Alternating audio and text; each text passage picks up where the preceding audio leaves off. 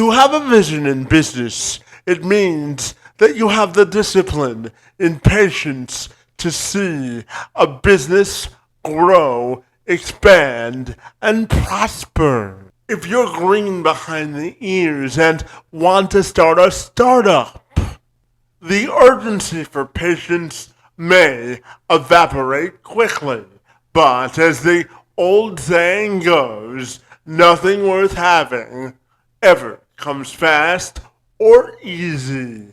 My friends, I want to bring your attention to data from my friends at the American Center of Progress, who report nationally the number of one-year firms who are under 1 year increased by 16% between 2019 and 2023, which is more than 2.5 times the amount of growth rate we saw in 2015 to 2019, respectively, of 6%. Importantly, it's important to note these statistics did not fall noticeably in 2020 or 2021 during the height of the pandemic, so organic growth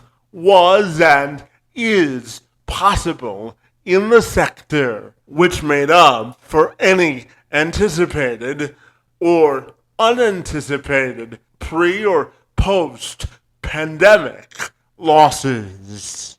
For my friend Jason Shafton, he has more than 20 years of experience growing businesses and brands of all types, everything from startups to brands for Google and Paramount, just to name a few.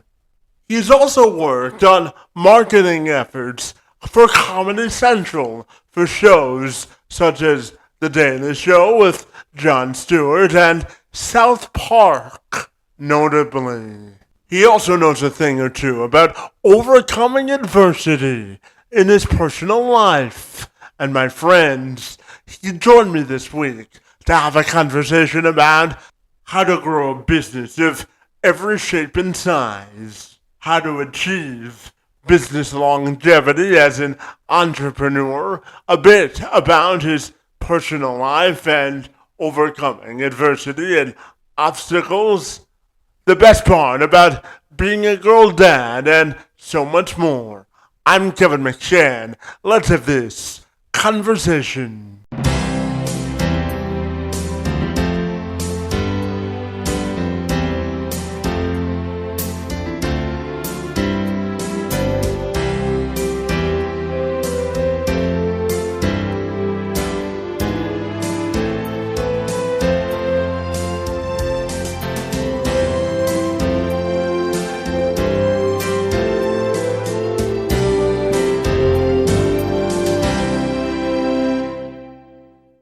Jason, if you're ready, I'll take a moment, my friend, and welcome you to the program. And I'm super excited to learn all about your journey in business growth, my friend. Great to be with you, and thanks for a few minutes on this Friday, my friend.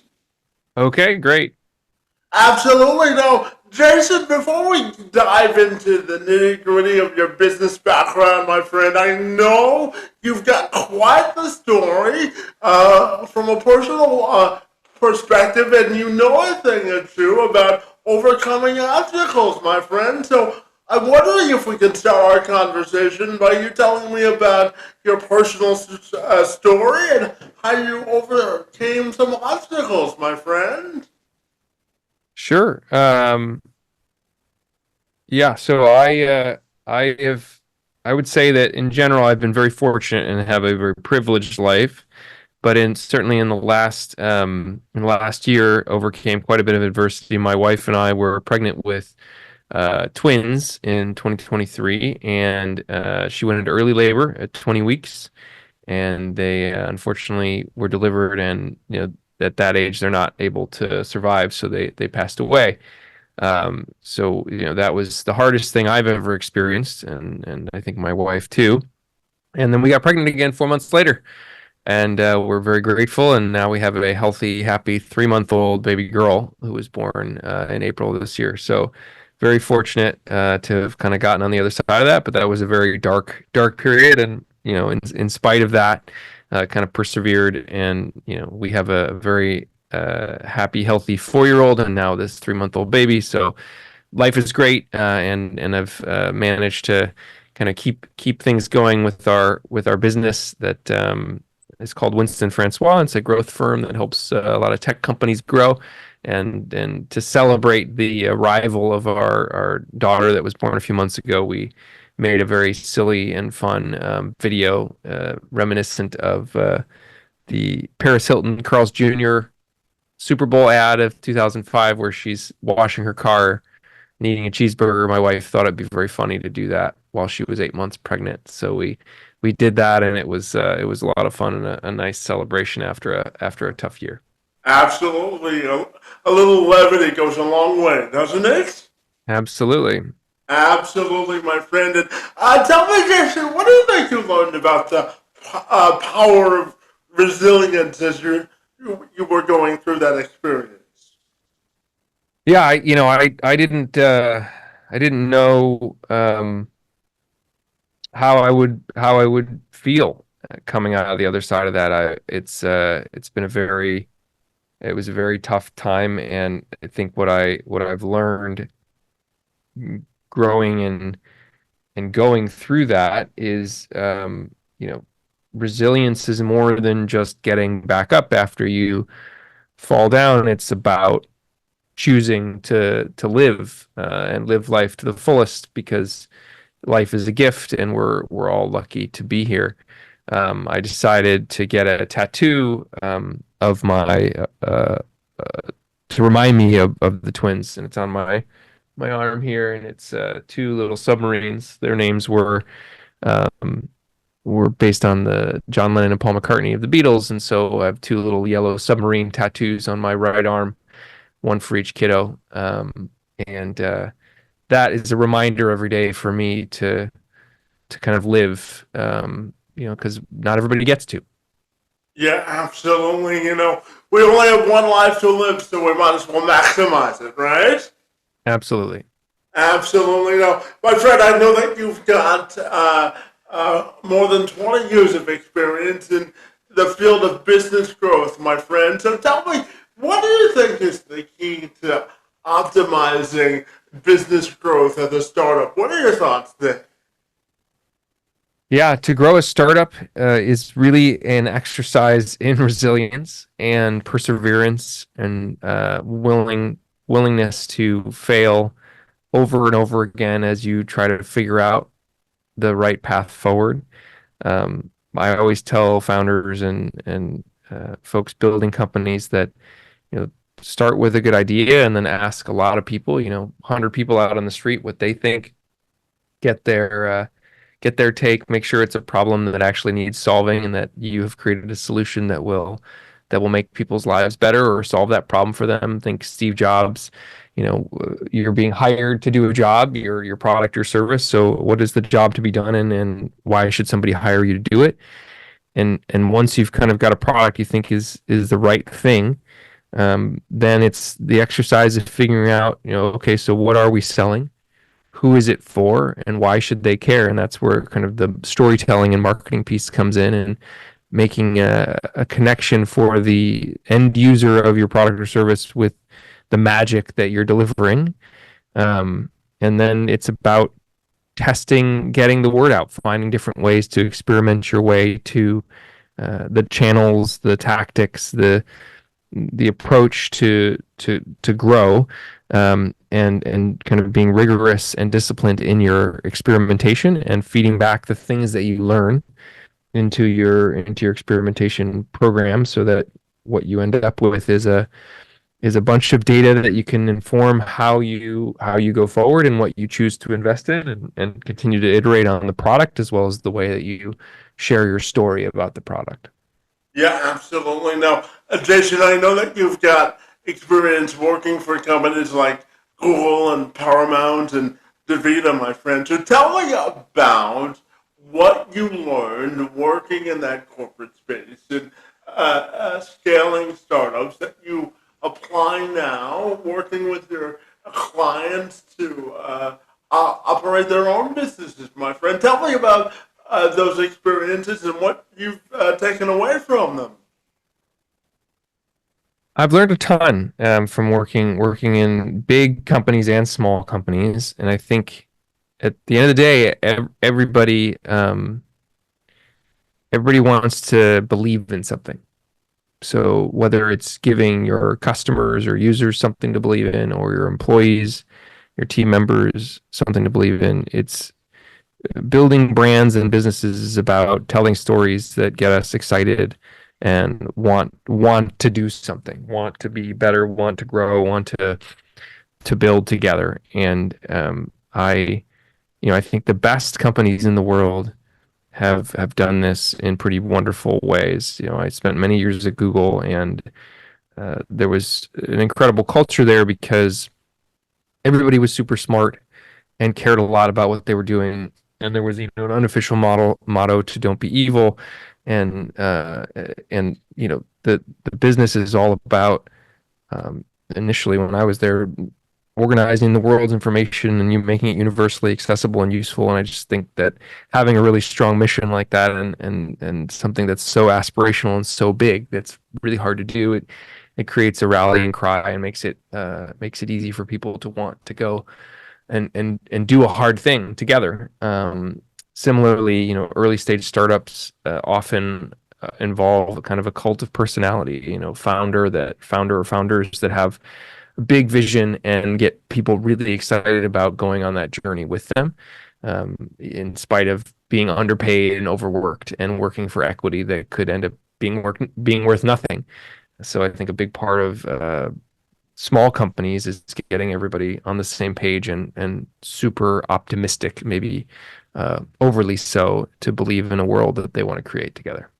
Yeah, absolutely. And Jason, I'm wondering if I can talk to you about the idea of evolution and evolving, because I know during your time at Google, you spent time helping to scale both Google Music and Google Play, and certainly those platforms have elevated since then to be monumental in sort of the pop culture way we listen to and consume music. So I'm just curious to get your thoughts on how we've evolved in terms of listening to music, placing ads to get people to buy things through the Google platform. What are your thoughts there, my friend?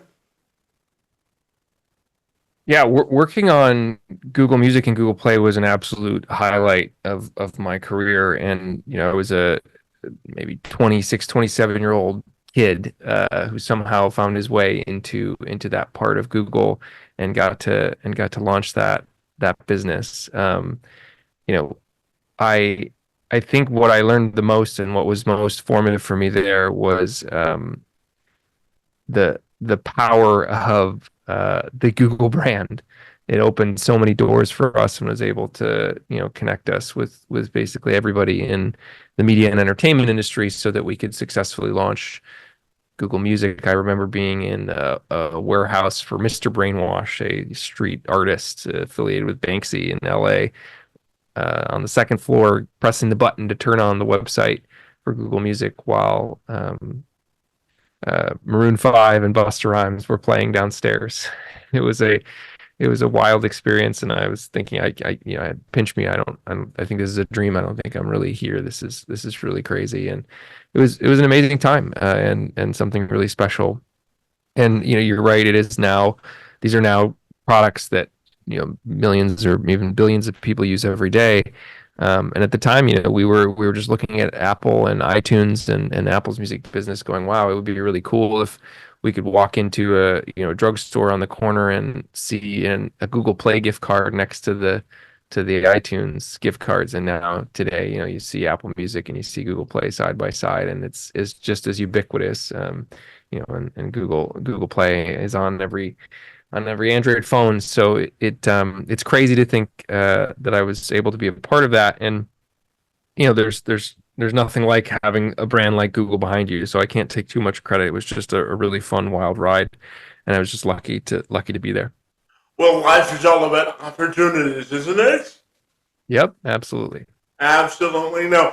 Jason, I know that you're someone who believes that when we launch a brand or a product, it's all about creating an anticipation. One of the things you say is creating sort of a waiting list or a desire for a product that consumers can't have readily. Sometimes brings increased value in terms of the want of that particular product. So I'm curious if we could have a discussion about business innovation and entrepreneurial sort of creativity. And what are your thoughts on driving brands growth and creating interest, my friend? What are your thoughts there? Yeah, I think you hit the nail on the head of kind of FOMO, fear of missing out. It's really important when you're building a brand to create scarcity and think about ways that you can let your story be told on your behalf by others. Brands are often empty vessels that we fill with meaning, and one of the best ways to do that is to create excitement around the brand about the perceived value or what you're going to get. A good example of this is when Robinhood, the trading app, first launched. And it was a zero fees back when everybody still charged fees to make trades, and it was a mobile app when there weren't really good or any mobile apps. And it was set up with a wait list where you could sign up to be on the Robinhood wait list, and then you could move your spot up on the wait list by inviting other people to to to join the wait list to get the app. And so that was just a very clever thing that they did to create a ton of social sharing. A modern version of that now is just everything that you build when it comes to technology products should include um, social and community elements to make it so that the people who have decided to try your product out, it's just very easy for them to share it with others, share about their experiences, gamify the experience, and make it something where they're kind of always given a next action, next thing to do, achieve specific goals in terms of usage and engagement to maximize the kind of value of the app to them and also to make it stickier.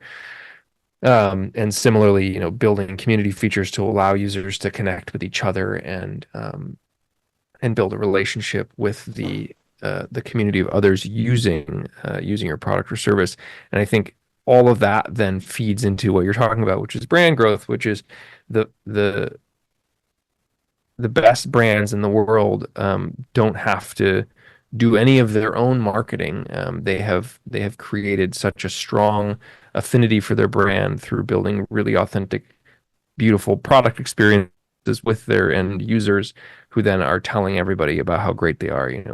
Think of the biggest and best brands in the world like Nike, Apple, Coca-Cola, Google. You see the logo, or you see the shape of the Nike swoosh or the apple with the bite out of it, and you instantly know what it is because these multi-billion dollar brands, or in some case trillion dollar companies, have done a really good job of establishing who they are, and who they're for, and then those people are their brand ambassadors.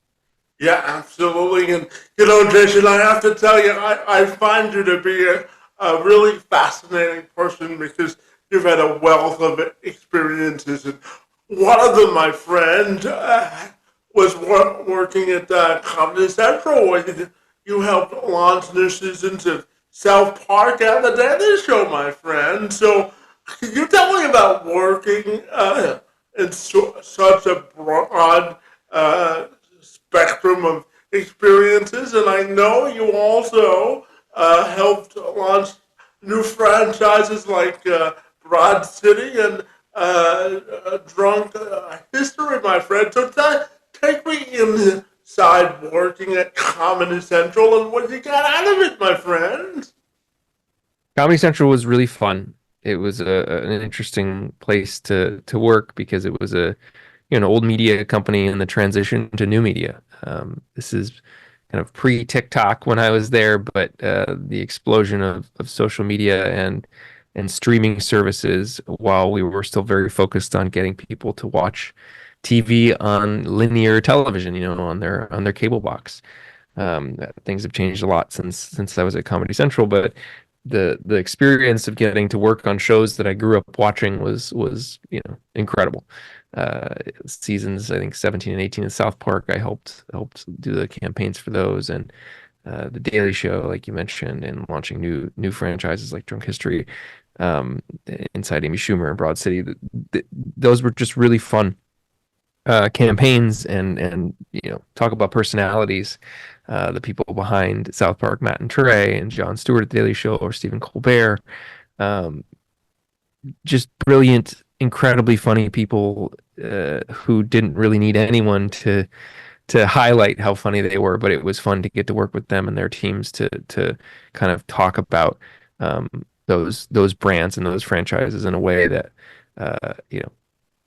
just brings a lot of joy to a lot of people. So it was a ton of fun. It was very different coming out of Google, working there and working in more traditional media and running campaigns on TV and radio and print and out of home, and doing more what is called traditional advertising. So that was a blast and interesting. The other thing we did was the roast of James Franco, which was very silly and fun.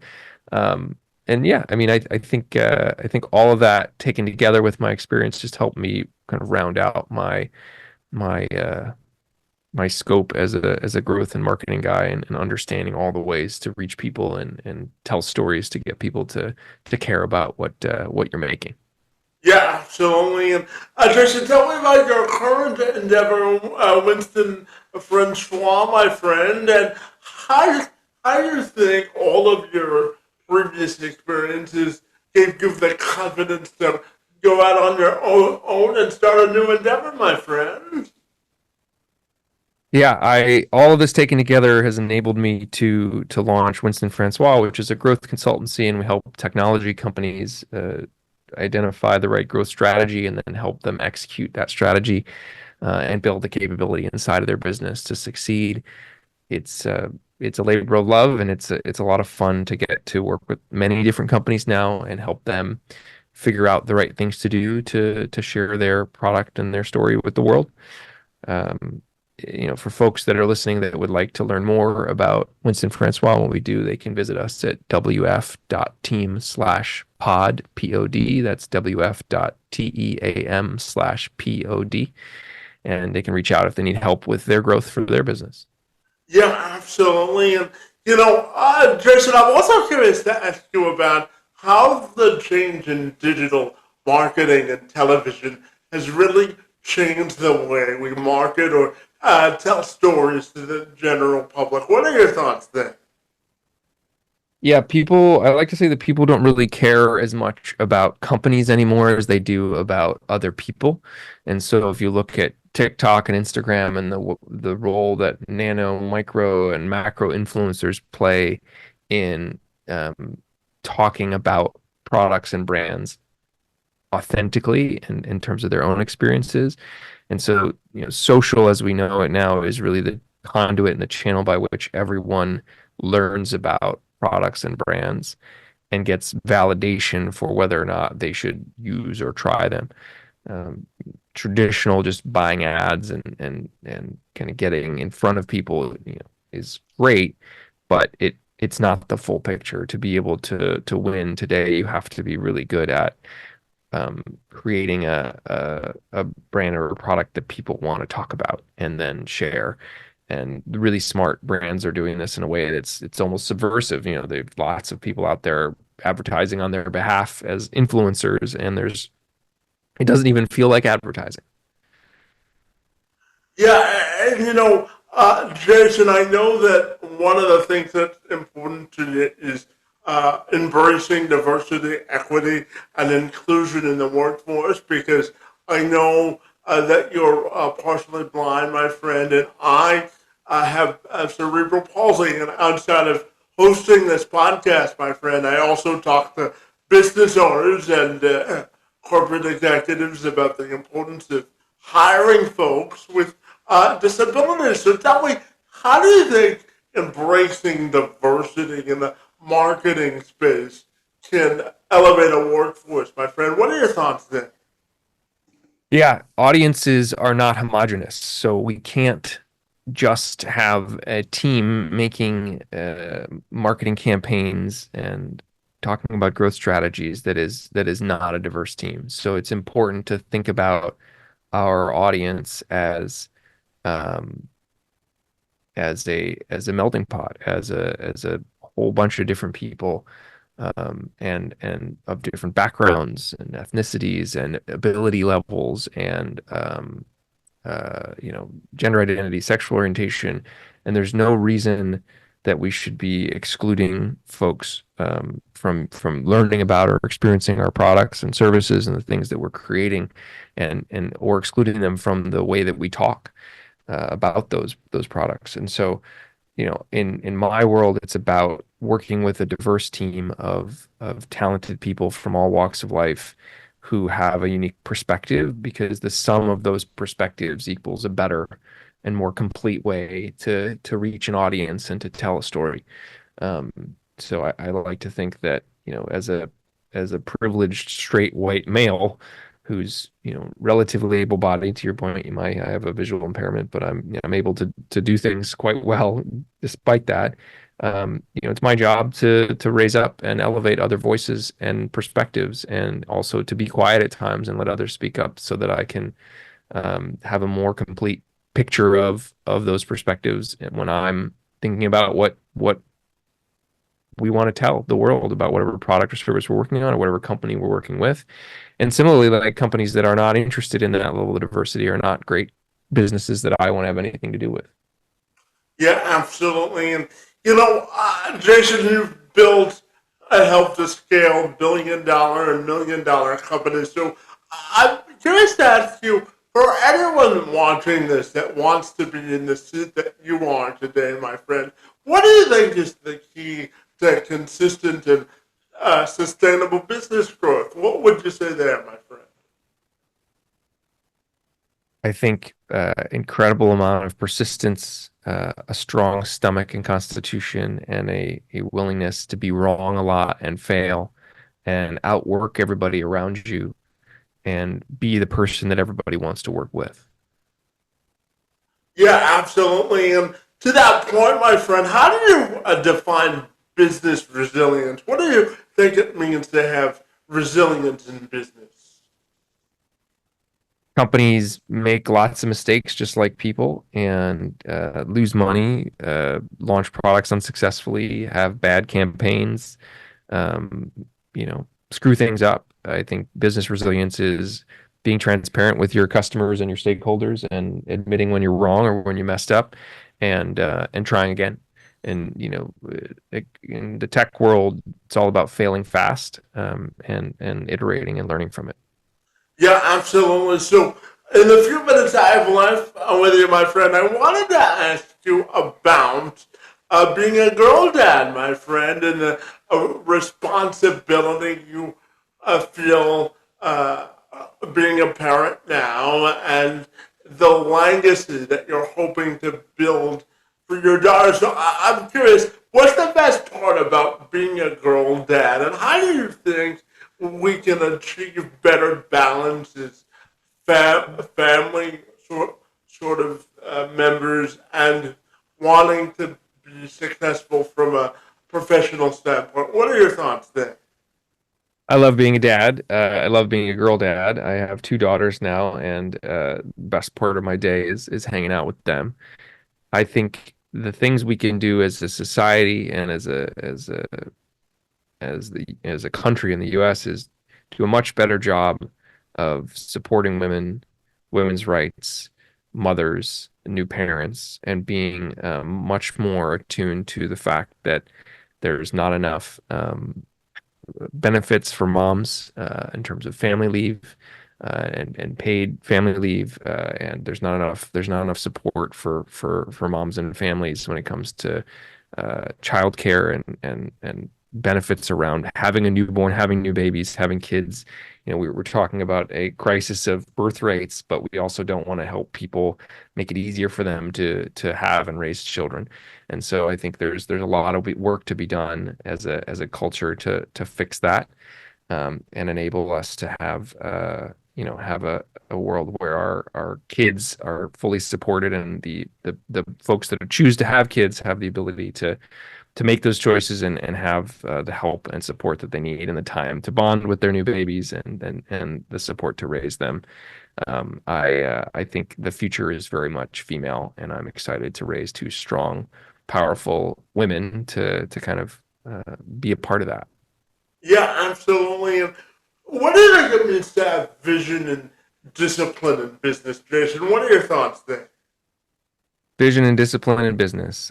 Vision is knowing where we're going, and discipline is the ability to say no to all the things that won't help us get there.